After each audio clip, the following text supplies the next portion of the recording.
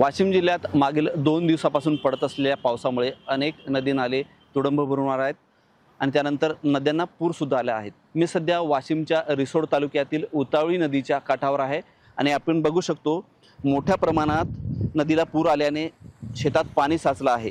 मी ज्या भागात उभा आहे त्या भागात अजूनही शेतात पाणी वाहत आहे आणि नदीचं स्वरूप आपण या ठिकाणी बघतोय। तर त्या पाठीमागील शेतात जर बघितलं तर अजूनही पाणी साचलेलं आहे। बाब म्हणजे याच भागात मागच्या 1 महिन्यापूर्वी आता isakal.com आहे देशातील नंबर 1 ची मराठी न्यूज वेबसाईट। प्रत्येक अपडेटसाठी isakal.com ला नक्की भेट द्या।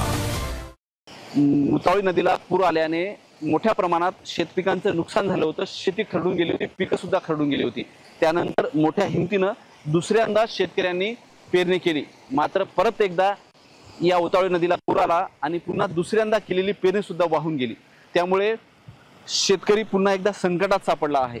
दुसऱ्यांदा पेरणी केली खरी, मात्र आता पुन्हा तिसऱ्यांदा पेरणी करायची असेल तर कसं उभं राहायचं हा प्रश्न आता शेतकऱ्यांसमोर उभा राहिला आहे। कारण दुसऱ्याच पेरलेले पिकाचं किंवा नुकसान झाल्याचं अद्यापही शासनाकडून एक दमडी सुद्धा मिळाली नाही।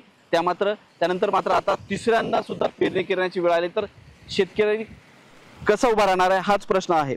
मोठ्या प्रमाणात शेतांचं पिकांचं नुकसान झालं आहे, गाळ सुद्धा वाहून गेला आहे। त्यामुळे पुन्हा एकदा शेतकरी हताश झाल्याचं आपण बघतोय। कुकसा परिसर असेल, उतावळी नदीच्या काठावरचा किंवा पिंपरी सरज असेल, मोठ्या प्रमाणात येथील शेतींचं नुकसान झालं आहे, गाळ सुद्धा वाहून गेला आहे। त्यामुळे शेतकऱ्यांसमोर तिसऱ्या पेरणीचं संकट उभं आहे। ते आता कसं यातून उभारतील किंवा उभं राहतील हाच खरा प्रश्न आहे। मनोज जयस्वाल, साम टीव्ही न्यूज, उतावळी नदी। देश विदेशातील प्रत्येक घडामोडींचे लाईव्ह अपडेट मिळवण्यासाठी आता साम टीव्हीच्या सर्व सोशल मीडिया प्लॅटफॉर्मला लाईक, फॉलो आणि सबस्क्राईब करा। तसंच सर्व नोटिफिकेशनसाठी बेल आयकॉन प्रेस करायला विसरू नका।